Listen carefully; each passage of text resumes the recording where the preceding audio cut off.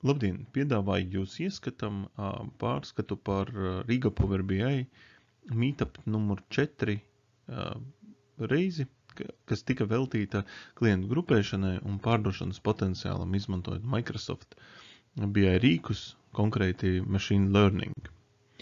Un šajā reizē mēs skatījāmies gan, kas ir Predictive Analytics, kā notiek grupēšana, kas ir Machine Learning un daudzas citas lietas. Pirmkārt, jāpaskatās, kas ir tā būtiskā problēma, kāpēc machine learning vispār nepieciešams tādā biznesa izpratnē. Un problēma ir tā, ka mums organizācijas un kompānijas mēģina standartizēt savu piedāvājumu. Un, piemēram, augstskola, kas piedāvā standarta programmas, uzņēmums, kas piedāvā standarta produktus un procesus. Protams, ka katra organizācija cenšas standartizēties, jo tas saistīts ar zemākām izmaksām. Un no otras puses ir šī individuālā pieeja, ko prasa klienti, un šī spriedze ir pa vidu. Un tieši programmatūra varētu būt tā, kas atrisina šo te spriedzi. 3-4 gadus atpakaļ rodas šādi MOOC Massive Online Courses piedāvātāji, kā Coursera, edX, Google, Udacity, kas piedāvā apmācību kursus bez maksas, un galvenais viņu mērķis, ko viņi uzstāda, ir tas, ka viņi izstrādās, lietojot šīs te datu analīzes tehnoloģijas, skatoties, kā cilvēki mācās, viņi izveidos individuālas pielāgotas apmācību programmas, ar kuru palīdzību katrs cilvēks varēs mācīties pēc iespējas ātrāk. Tātad pielāgos gan šo te mācību tempu, mācību veidu un priekšmetus, lai varētu iespējami ātrāk apgūt vielu. Diemžēl nekas nav īsti mainījies, tiek piedāvāts tāpat vecais apmācību veids kursu veidā, un nekas individualizēts netiek. Kas varbūt norāda, ka vēl tehnoloģijām ir kur strādāt. Un kas ir šis te Predictive Analytics? Un Predictive Analytics, jeb Machine Learning, ir šāds te mehānisms, ko pagājušā gada sākumā piedāvā vairāki ražotāji. Tas ir gan Microsoft, gan Amazon, gan Google, gan IBM. Un viņi piedāvā rīkus, kas ir pietiekami ērti, lai organizācijām vai individiem nebūtu jābūvē savu infrastruktūra priekš machine learning, kas ir diezgan dārga, prasa gan programmatūru, gan šo te dzelžu jaudu, bet izstrādā vienkāršus rīkus, ar kuriem var veidot šos te predictive analytics modeļus. Un viens no tādiem piemēriem, kas internetā klejo, ir šis te virtuālais ceļojuma aģents, kas būvēts Wayblazer, kas būvēts uz IBM Watsona un kas ļauj izveidot individuālas šīs te ceļojuma maršrutus tieši katram cilvēkam atsevišķi. Un, protams, ja mēs salīdzinām šos te modeļus, ko spēj būvēt gudrās mašīnas, jeb šie te modeļi, ko var uzbūvēt ar datoru, salīdzinām ar cilvēku, ir krietni šīs te iespējas ir lielākas un mašīnas noteikti pārspējas cilvēkus. Ja mēs skatāmies tieši uz Microsoft Azure Predictive Analytics, tad tas ir Machine Learning Azure mākonī, un mēs redzam bildītē, ka tas ir tā kā konstruktors, kur mēs varam savākt ielādēt dažādus datu avotus, apstrādāt datus, trenēt savu modeli, izmantot vairāk kā 300 R valodas moduļus, iebūvētos algoritmus, un beigās publicēt šo te kā web servisu, kas mums ļauj to iebūvēt savās sistēmās. Piemēram, kā varētu strādāt, ja mums ir mūsu iekšējās sistēmas, kur ir gan CRMs, gan banku sistēmas, karšu sistēmas, tad atnākot cilvēkam pie lodziņa bankā, mēs sistēma varētu prognozēt, ka nepieciešams piedāvāt šim te klientam palielināt kredītkartes limitu par $2000. Apskatīsim klientu bāzes piemēru, un dotajā piemērā mēs skatīsimies, ko mums ir izējas dati ar klientu pārdošanām. Tālāk mēs šīs te klientu pārdošanas ielādējam mūsu machine learning datu modelī uz Azure, kas veic mums klasterizēšanu, grupēšanu, un pēc tam mēs šos datus izlādējam, un ar Power BI desktop mēs veicam šo datu analīzi. Vēl pāris vārdi par R valodu, jo praktiski katrā no šiem modeļiem tiek izmantots R. Tad R tiek radīts priekš statistikas aprēķiniem 90. gados, un atšķirās ar to, ka tam ir tādas plašas vizualizācijas iespējas. Tad iespēja veidot šo te statistiskās analīzes kodu un pēc tam vizualizēt.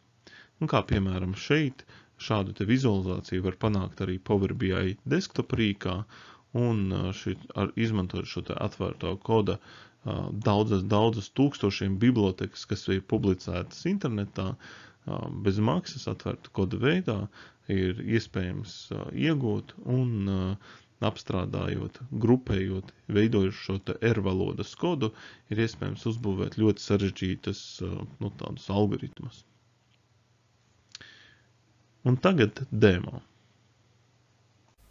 Un kā piemēru mēs izmantosim šādu sagatavotu failu, kur man ir klienta numurs, klienta segments, klientu grupa, mazs, vidējs, liels un pārdošanas apjomi katrā no produktu grupām. Tas ir piens, sviests, saldējums, siers un jogurts. Mēs redzam te dažādus pārdošanas apjomus katrā grupā. Varbūt no klientiem būtu tas, kas varbūt ir līdzīgs savā grupā, un mēs viņam varētu pārdot papildus kaut kādu apjomu. Un šai analīzē mēs izmantosim šādu te jau sagatavotu piemēru, kur ir zem Customer Insign, ir iespējams apstrādāt šos te datus, un šīs ir vienkārši interfejs pie šī te machine learning modeļa. No sākuma mēs izvēlamies šo te Customer Segments datus, augšu pielādējam viņus, un izvēlamies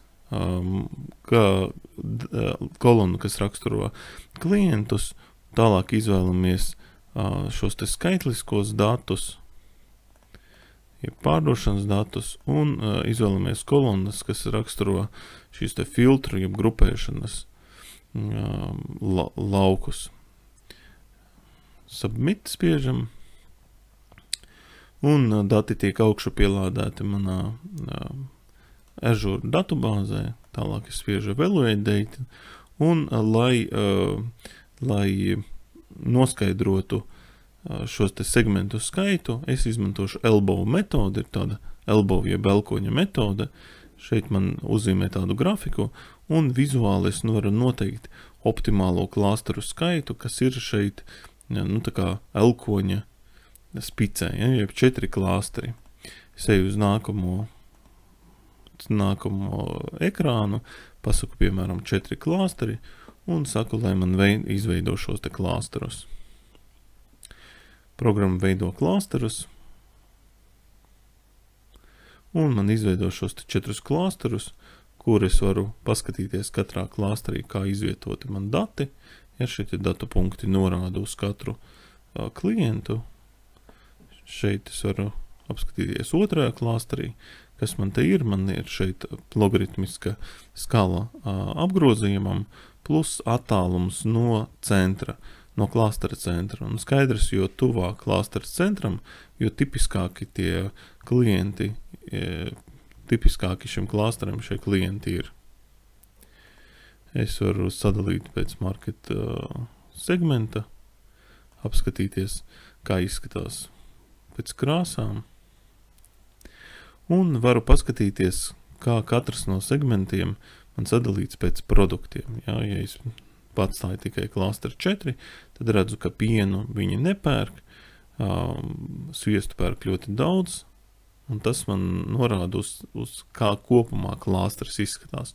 Un, protams, kā es aprēķinu potenciālu, es ņemu klientu un salīdzinu pret šo te grafiku. Un, ja klients ir, piemēram, šeit sviestu pērk vidēji, ja, tad starp vidēju un šo te viennieku, tas ir tas potenciāls, kur klients var pirkt sviestu.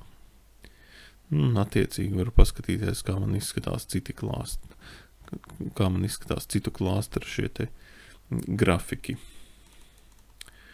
Un beigās es varu apskatīties šo te potenciālu.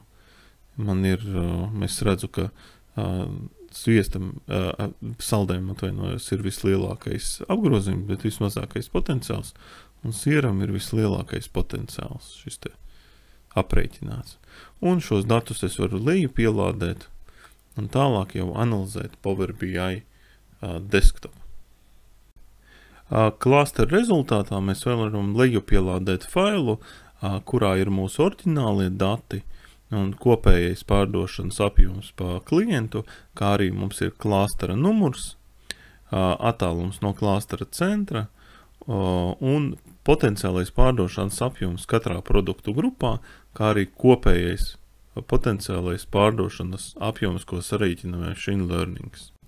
Mūsu analīzes rezultātus varam ielādēt Power BI desktop un paskatīties, uzbūvēt, piemēram, šādus te grafikus, kur man ir grafiks par katru klāsteri, vai arī šeit, piemēram, es varu redzēt, cik man katrā klāsterī ir klientu un kāds ir līnija norāda uz apgrozījumu katrā klāsterī. Es redzu, ka trešajā klāsterī man ir 394 klienti, bet tur vislielākais apgrozījums.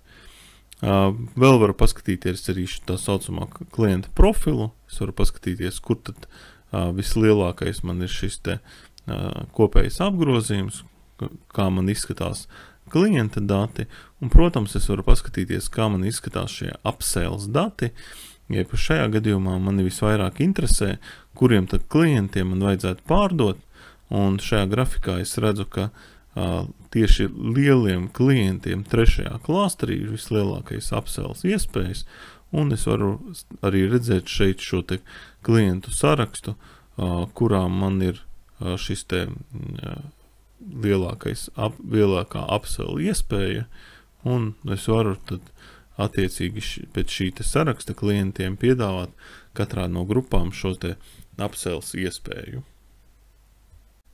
Un šādi izskatās mūsu modelis Azure šajā Azure Machine Learning studijā. Ja, mēs redzam, ka viss sastāv no tādiem klucīšiem, savstarpēji saistītiem. Mēs kreisajā pusē varam izvēlēties no liela vairuma klucīšu, kas ir gan funkcijas, gan dažādi datu masīvi, un mēs varam ievilkt šos te klucīšus vienkārši kā objektus, pievienot tos un tādā veidā apstrādāt. Un te soli pa solim mums ir mūsu CSV fails, tālāk mēs izvēlamies nofiltrējam nepieciešamās kolonnas un tā tālāk.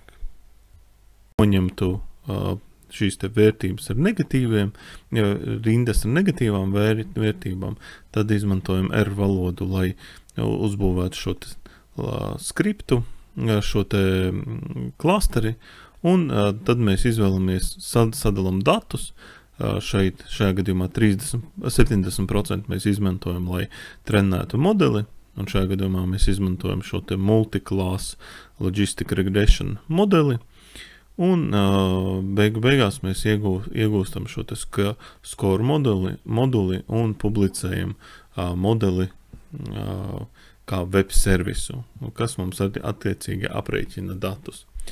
Un, lai apskatītos, kā tad praktiski šis te modelis tā kā labāk strādā, ja mēs varam paskatīties vienu piemēru, šajā gadījumā ir Titanica Survival Predictors, ja, un mēs redzam, ka te mēs varam izvēlēties dažādus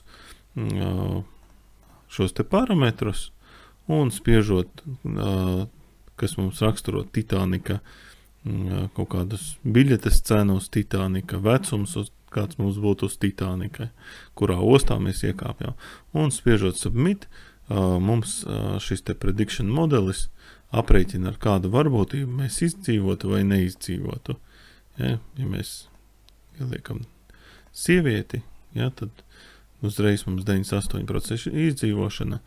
Ja, tādā veidā izdzīvošanas varbūtība, tādā veidā darbojās šie te Titanicam arī ir šis te modelis, un mēs varam būvēt daudz tādus modeļus no dažādiem elementiem, un pat modelis var izsaukt citu modeli. Tas principā viss, ko mēs apskatījāmies šajā meetupā par Predictive Analytics, izmantojot Microsoft analīzes rīkus.